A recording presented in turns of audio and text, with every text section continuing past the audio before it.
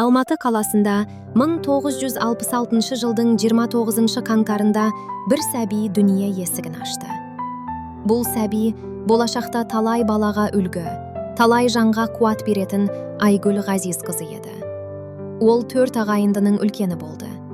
Айгүл апайдан кейін өмірге 2 інісі, Рустем мен Дастан, және кенже сіңлісі Құралай келді.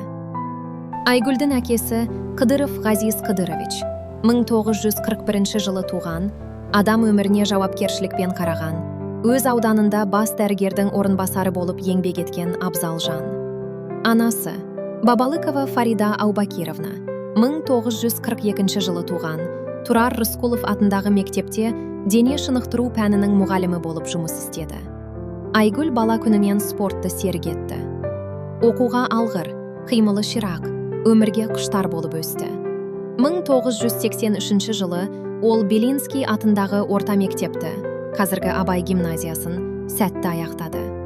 Ал арман жолы оны Қазақтың дене шынықтыру институтына жетеледі.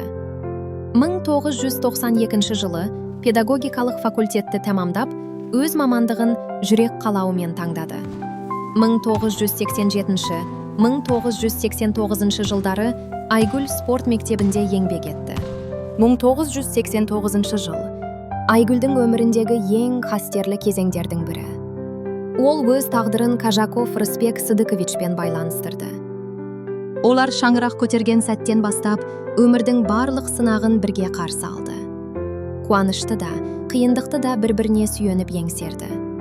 Рысбек Сыдыкович 1962 жылы 11 қарашада туған.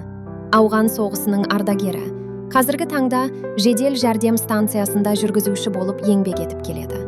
Айгүл Ғазизқызы 1989 жылдан бастап Ұңғыртас орта мектебінде дене шынықтыру пәнінің мұғалімі болып, 12 жыл бойы үздіксіз қызмет атқарды.